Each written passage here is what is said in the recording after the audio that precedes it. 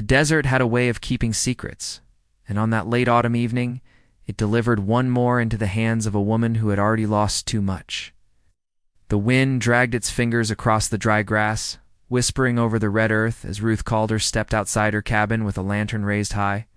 She had heard something before the coyotes began their song, a sound too heavy to be an animal and too broken to be ignored. Ruth had learned long ago that survival on the frontier meant listening to the land, to the weather, and to the quiet warnings that came before trouble. She followed the uneven trail beyond her fence, her boots sinking into the sand. The lantern light fell upon a man lying half-buried near the creek bed. His dark hair matted with blood, his clothes torn and dust-stained. He was Apache. That much was clear even before she saw the markings on his skin and the shape of his face. Fear should have stopped her. In this territory, stories about the Apache traveled faster than the wind, sharpened by rumor and grief. But Ruth saw something else first. She saw a man barely breathing, his chest rising as if each breath were borrowed. She knelt beside him, steadying her hands, and checked for life.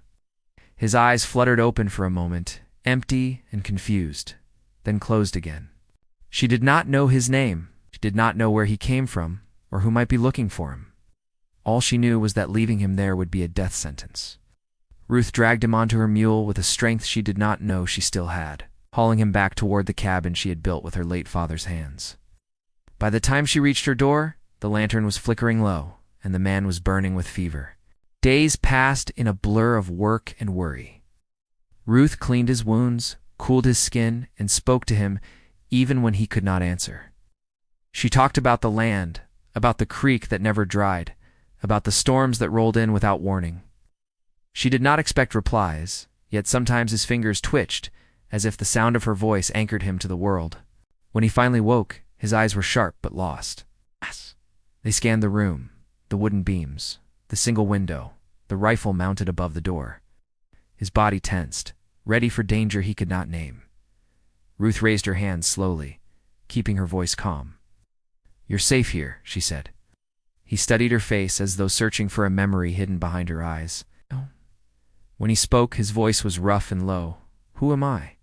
The question struck deeper than any knife. Ruth hesitated, then told him the truth. She did not know. He remembered nothing. No name, no tribe, no past. The world before the creek bed had been erased.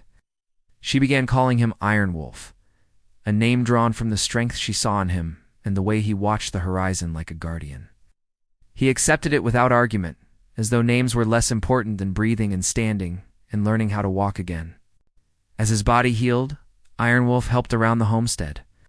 He fixed fences, carried water, and learned the rhythms of Ruth's days. They worked side by side, speaking little at first, yet understanding more than words could explain. He listened when she spoke of her mother's grave out east and her father's last winter. She listened when he described dreams he could not place, images of firelight, drums, and a woman's laughter that vanished when he tried to hold on to it. The bond between them grew quietly, like roots beneath the soil. Ruth found herself watching the way Iron Wolf moved, steady and deliberate, as if the land itself had shaped him. He looked at her with a gratitude that felt heavier than obligation. When their hands brushed, the contact lingered just long enough to leave her breath caught in her chest. The frontier was a lonely place, and loneliness had a way of blurring lines that once felt solid. Ruth knew the danger of it, yet she did not pull away. She told herself it was kindness, shared survival, nothing more. Still, the nights felt warmer when he sat across from her by the fire, the silence between them filled with something unspoken. Word traveled slowly, but it traveled all the same. A trader passing through warned Ruth that tensions were rising. Soldiers were moving west, and Apache bands were being hunted or forced deeper into the hills. Iron Wolf listened from the doorway, his face unreadable, his past still locked behind a wall neither of them could break. One evening, as the sky burned orange and gold, Iron Wolf stood at the edge of the creek, staring into the water. Ruth joined him, sensing a shift she could not name. "I feel like I am waiting for something," he said, "like a storm that has not arrived." Ruth wanted to tell him that whatever came, they would face it together. The words stayed in her throat. She had learned that promises were fragile things out here. The moment that changed everything came without warning. a group of riders appeared on the ridge at dawn, their silhouettes sharp against the pale sky. Ruth's heart pounded as she recognized the colors, the patterns woven into their clothing. Apache. Iron Wolf stepped forward, something awakening behind his eyes. A memory stirred, then another. His posture changed, his voice gaining a depth that had not been there before. He spoke words Ruth did not understand, words that seemed to unlock a door long sealed. From the riders, a woman dismounted. She carried herself with quiet authority, her gaze fixed on Iron Wolf, as though she had never stopped looking for him. Pain and relief crossed her face in the same breath. She said his true name, and the sound of it broke whatever fragile peace Ruth had built around her heart. The past rushed back into Iron Wolf's eyes, filling the emptiness with recognition and regret. Ruth stood frozen as the truth took shape. Iron Wolf was not just a lost man she had saved. He belonged to another life, another world, and the woman walking toward him was not a stranger. She was his wife. Iron Wolf turned back to Ruth, torn between gratitude and duty, love and identity. The desert seemed to hold its breath, waiting for his choice. As Ruth realized that saving his life might cost her everything, the silence that followed felt heavier than the desert heat. Ruth could hear her own breathing, sharp and uneven, as if the land itself had tilted beneath her feet. The Apache woman stopped a few steps away from Iron Wolf, her eyes searching his face, tracing the lines time and injury had carved there. She did not reach for him. She waited, as if afraid one wrong move might make him vanish again. Iron Wolf spoke her name softly, testing it like a fragile memory. The sound seemed to steady him and unsettle him all at once. He pressed a hand to his temple, his jaw tightening as flashes returned in fragments. Running hooves, smoke rising into a dark sky, a cry he had failed to answer. Ruth felt invisible and painfully present at the same time. She stepped back toward the cabin, giving them space she did not want to give. This was not her story, she told herself. Yet it had become her life. The woman introduced herself as White Dawn, her voice calm but edged with steel. She explained how Iron Wolf had been separated from his people during a violent clash near the Riverlands. He had ridden ahead to draw soldiers away, while the rest escaped. He never returned. For months, White Dawn had carried his absence like a wound that would not close. As she spoke, Iron Wolf listened without interrupting, his expression darkening with each word. Guilt settled into his shoulders. He glanced once at Ruth, a look filled with something that made her chest ache. Gratitude, confusion, something dangerously close to love. The Apache riders remained alert, their presence a reminder that this reunion carried risks. Soldiers patrolled nearby valleys, and any gathering could be mistaken for a threat. White Dawn made it clear they could not stay long. Iron Wolf needed time to remember who he was, but time was the one thing they did not have. That night, the camp was set a short distance from Ruth's cabin. Fires burned low, hidden behind rocks. Ruth lay awake, listening to unfamiliar voices mixed with the sounds she knew so well. She wondered how many truths had been spoken beyond her hearing. She wondered which ones had been left buried. Iron Wolf came to her door before dawn. His face was drawn, eyes heavy with thoughts that refused to settle. He thanked her for saving him, for giving him a place to heal. His words were careful, as though he feared breaking something fragile between them. "I am two men now," he said. "One who belonged to the land before the river, and one who found life here with you." Ruth swallowed hard. She wanted to ask which man would stay. She did not. As the days passed, Iron Wolf spent time with White Dawn and the riders, listening to stories of home and loss. Each story pulled him further into a past that no longer felt distant. Ruth watched from the edges, her hands busy with chores that no longer distracted her mind. White Dawn noticed her watching. One afternoon, she approached Ruth by the creek. The water moved steadily between them, uncaring and constant. "You saved him," White Dawn said. It was not a question. "I did what anyone would," Ruth replied, though she knew it was not true. White Dawn studied her with a gaze that missed nothing. Not everyone would. There was respect there, but also warning. White Dawn loved Iron Wolf fiercely. That much was clear. Ruth felt no anger toward her, only the weight of an impossible situation pressing down on her chest. Rumors reached the camp of a scouting party moving closer. Soldiers, Iron Wolf's presence put everyone at risk, including Ruth. White Dawn urged him to leave with them before the noose tightened. Iron Wolf hesitated, torn by loyalty and unfinished feelings. The mystery of Iron Wolf's lost time still lingered. He remembered pieces of the ambush, but there were gaps he could not fill. Something had happened after he was struck from his horse, something that might explain why he survived when others did not. The uncertainty gnawed at him, raising questions no one could answer yet. One evening, Iron Wolf found a mark on his arm he did not recognize, carved deep beneath the skin. Oh, yeah. It triggered a flash of fear so strong it left him shaking. Ruth noticed and reached for him without thinking. He held onto her wrist, grounding himself, even as White Dawn watched from the firelight, her expression unreadable. Tension wrapped itself around the small camp like a tightening rope. Every choice carried consequences. Every delay increased the danger. Iron Wolf stood between two worlds that could not exist side by side for long. As the riders prepared to move again, Iron Wolf remained undecided. Ruth sensed that whatever choice he made would change all of their lives. The desert wind rose, carrying the distant sound of hooves that did not belong to them. Somewhere beyond the hills, forces were already moving, and the truth Iron Wolf had yet to remember waited patiently, ready to surface at the worst possible moment. The wind shifted again, carrying with it a tension that no one could name but everyone could feel.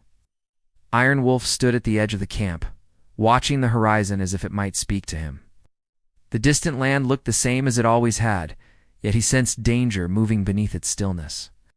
The closer his memories came back, the more restless he became, like a man walking toward a truth he was not ready to face. White Dawn gathered her people with quiet authority. To them, Iron Wolf was not only a husband, but a symbol of survival. His return stirred hope and fear in equal measure. Some believed his survival was a sign meant to guide them. Others worried it would draw death to their trail. Their whispers followed Iron Wolf wherever he went, reminding him that his choices carried weight beyond his own heart. Ruth felt that distance growing, even when Iron Wolf stood only steps away. She continued her daily work, mending tools, hauling water, tending the small patch of land that had kept her alive for years. Yet nothing felt steady anymore. The cabin that once felt like shelter now felt like a place waiting to be left behind. At night, Ruth remembered the man Iron Wolf had been when he awoke with no past, when his laughter came easily and his eyes softened at the sound of her voice. She wondered if that man would disappear completely once his memories settled into place. The thought hollowed her chest. Iron Wolf struggled with the fragments that returned uninvited, memory of standing on a ridge signaling to his people as gunfire echoed below. A memory of choosing to ride back into danger while others fled. Each piece brought pride and pain in equal measure. But there were still missing moments, a stretch of time wrapped in darkness that refused to give up its truth. That missing time troubled White Dawn deeply. She had lived long enough to know that what was forgotten often carried the sharpest edge. She watched Iron Wolf closely, noting the way he stiffened at sudden sounds. The way his hand went instinctively to a weapon that was not there. Meanwhile, unseen eyes were watching the camp from afar. A small group of soldiers had picked up signs of movement near the creek. Captain Blackthorn, hardened by years of conflict and loss, believed the land hid more than cattle thieves. To him, every Apache track was a threat, and Iron Wolf's return was a thread leading straight to a prize he had chased for too long. Blackthorn sent a scout ahead, a man known as Cold Pike, whose loyalty was tied more to survival than belief. Cold Pike observed the camp from a distance, marking faces, counting fires. He noticed Ruth's cabin and the unusual gathering near it, understood enough to know this was no ordinary settlement. Within the camp, unease grew, as signs of pursuit became harder to ignore. Fresh tracks appeared where none should have been. Birds took flight without reason.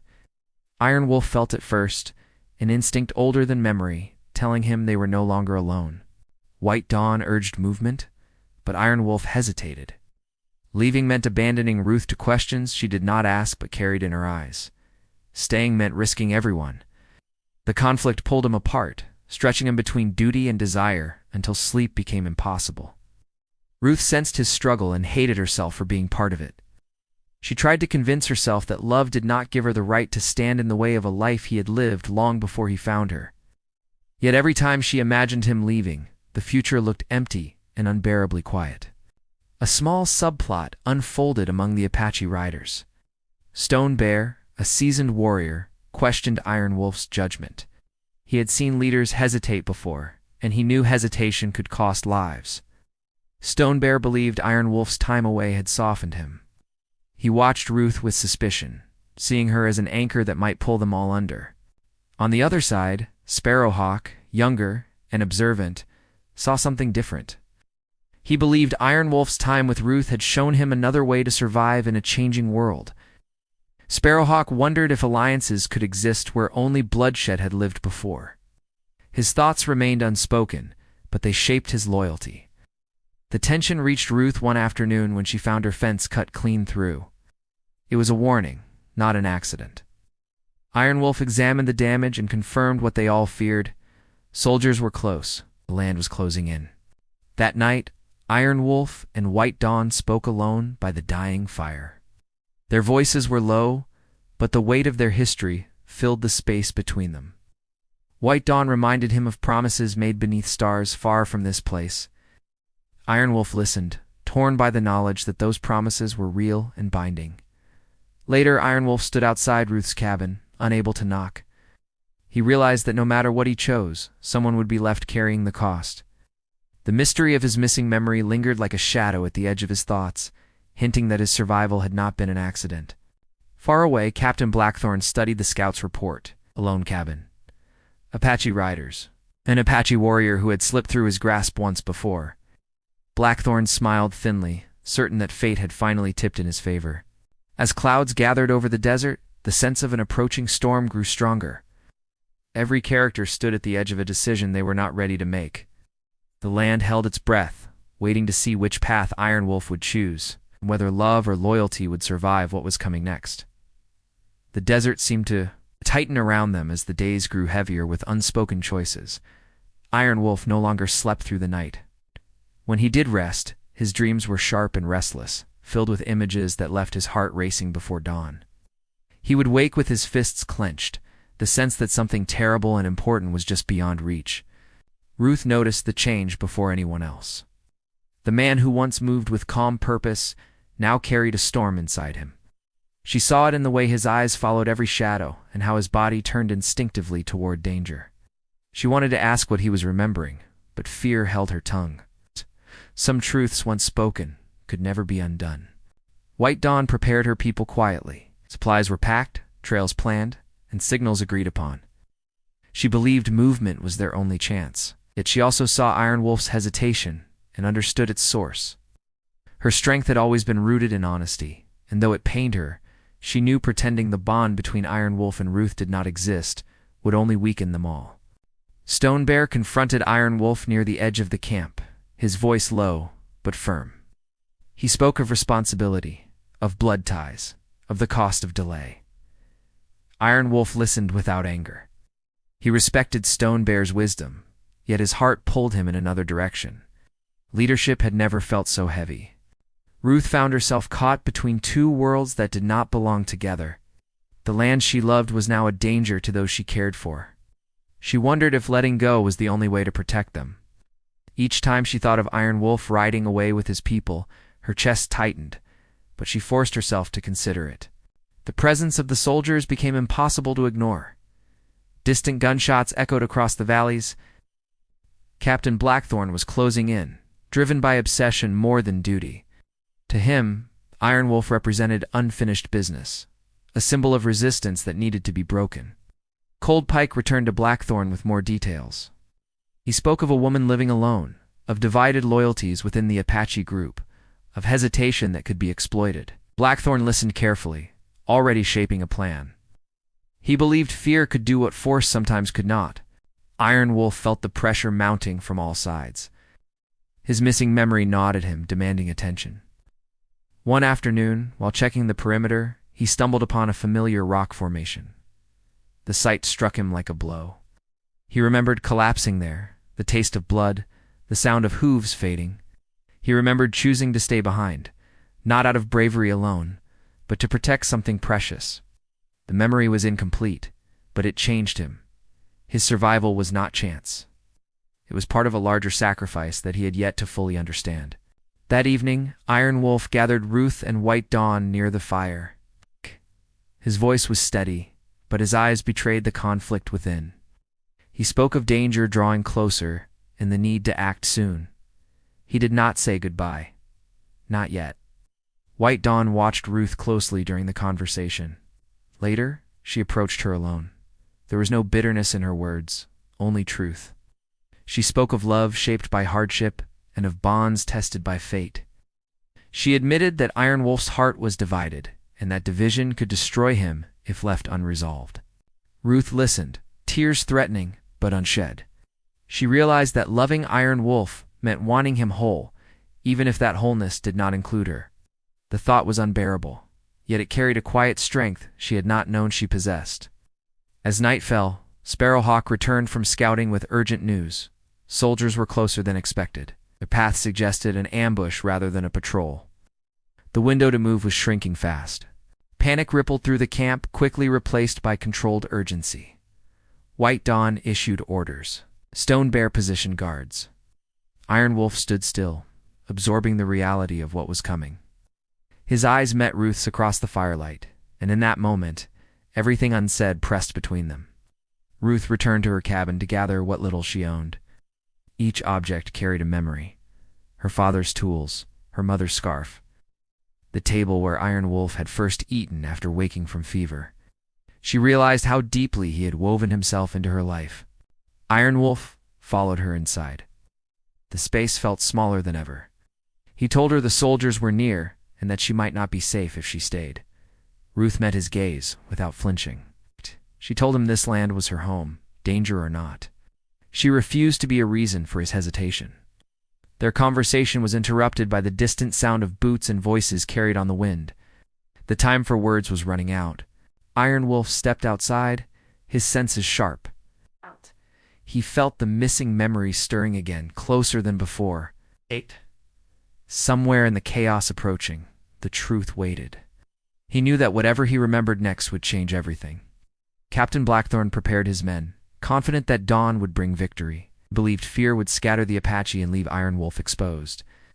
He did not consider the strength born from love, loss, and unfinished duty. As the night deepened, every character stood on the edge of a moment that would define them. Ruth. Steady and resolute, ready to face whatever came.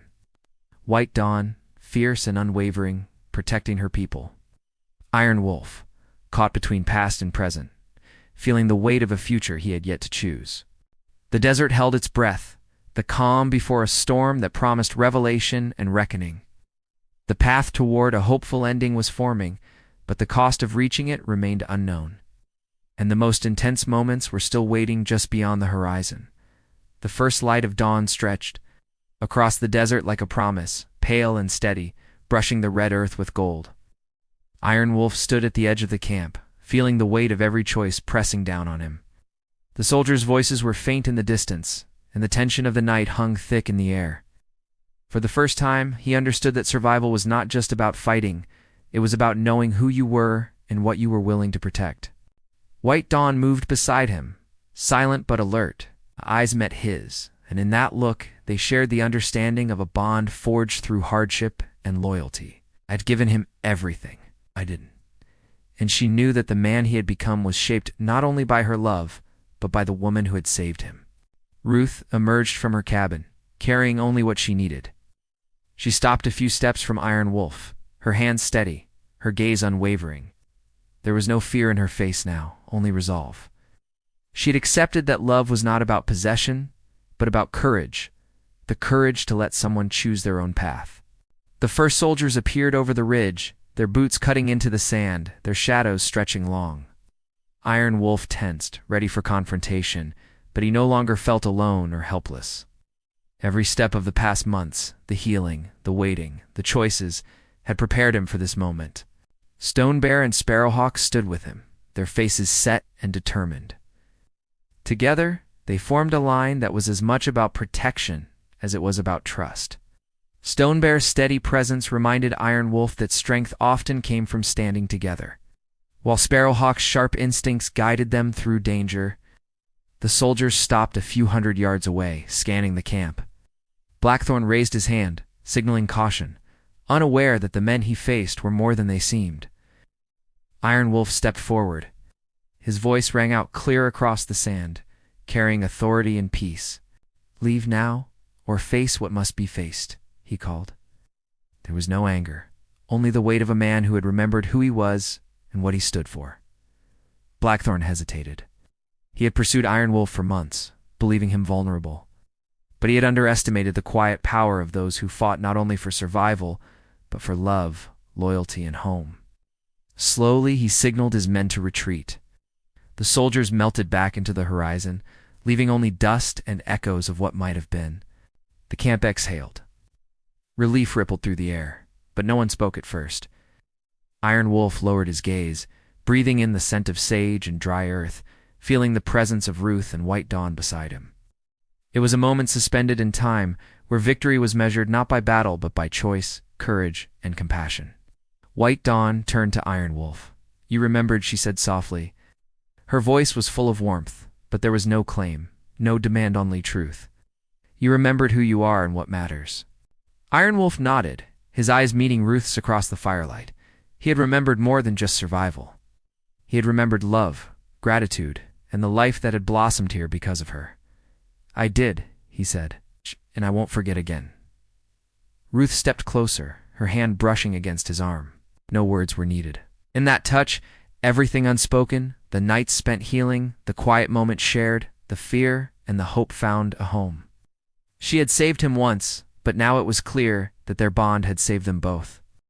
White Dawn looked on, smiling faintly. She had seen love in many forms, and she knew when it could coexist with loyalty. She embraced Iron Wolf briefly, letting him feel the strength and support of the family he had been born into. "We go together," she said, "and we will survive as one." The Apache riders gathered, ready to move, but they no longer carried the fear that had weighed so heavily on them. There was purpose in their steps, clarity in their eyes, and trust in their leader. Iron Wolf had returned not only to himself, but to the people who needed him most. As the sun rose higher, Ruth and Iron Wolf walked together to the edge of the creek. Water ran clear over the stones, reflecting the light like a mirror. He knelt and cupped it in his hands, letting the cold water refresh him. Ruth joined him, her reflection mingling with his. They did not speak immediately. They only shared the quiet understanding of hearts that had survived fear, separation, and impossible choices. Ruth finally broke the silence. "We have a life here," she said, "not because it was easy, but because we fought for it. Together?" Iron Wolf nodded, smiling faintly. "Together," he echoed, feeling a weight lift from his shoulders. The past was honored, the present cherished, and the future uncertain, but bright lay before them. Stone Bear and Sparrowhawk rode ahead, guiding the riders along the safe trail Ruth had helped clear. The desert no longer seemed threatening, but full of possibility. Every footstep was measured, intentional, carrying them toward a tomorrow built on trust, courage, and survival. White Dawn stayed close to Ruth, offering quiet support. "You did more than save him," she said. "You reminded all of us why life is worth fighting for." Ruth smiled softly, feeling the warmth of her own courage reflected back at her. She had been afraid of love, afraid of loss, and afraid of the choices she could not control. Now she realized that bravery was measured in presence, in compassion, and in standing firm even when the world demanded otherwise. Iron Wolf finally turned to face the rising sun, feeling the warmth on his face. Every memory, every fear, and every love he had encountered led him to this place. He knew that the path forward would not always be simple, but it would be shared with the people who mattered most. The soldier's threat had passed, but the lessons lingered. Ruth, Iron Wolf, and White Dawn had discovered that survival was not only about strength in battle, it was about trust, understanding, and the courage to make choices that honored the heart as much as the past. The desert whispered around them, gentle now, full of the quiet music of wind through dry grass and water over stone. It carried the scent of sage, earth, and the promise of new beginnings. Iron Wolf took Ruth's hand. "We begin again," he said. The words were simple but full of meaning, a promise that no shadow of fear could undo. White Dawn mounted her horse beside them, her gaze soft but steady. She had seen the bonds of love and loyalty tested. Now she knew that all could endure when truth and courage guided the way. The riders moved together, leaving the cabin and creek behind, heading toward a horizon painted with possibility. The sun rose higher, casting long shadows and brilliant light over the land they had fought to protect. Each step forward was a choice to live fully, to honor the past without being imprisoned by it, and to embrace the life they had won together. As the desert opened before them, Ruth glanced at Iron Wolf. His eyes were steady, full of warmth and strength. They had crossed danger, uncertainty, and loss. Yet here they were, alive, whole, and ready to face what came next. Iron Wolf looked back at her, the smallest smile tugging at his lips. "We are home," he said, and it was true. And not because of the land alone, but because they had each other. And because the bonds they had forged were stronger than fear or memory. The story of survival, love, loyalty reached its quiet conclusion not in the absence of struggle, but in the triumph of connection, courage, and shared heart. The desert stretched wide around them, unchanging, yet transformed by the lives it had witnessed. In that vast openness, Ruth, Iron Wolf, and White Dawn found a moment of peace up beginning, shaped by trials, healed by love, and carried forward by hope. The wind carried no more threats, only the promise of days to come. And in that promise, they all understood. The heart that chooses courage and love, even in impossible circumstances, is the heart that truly survives.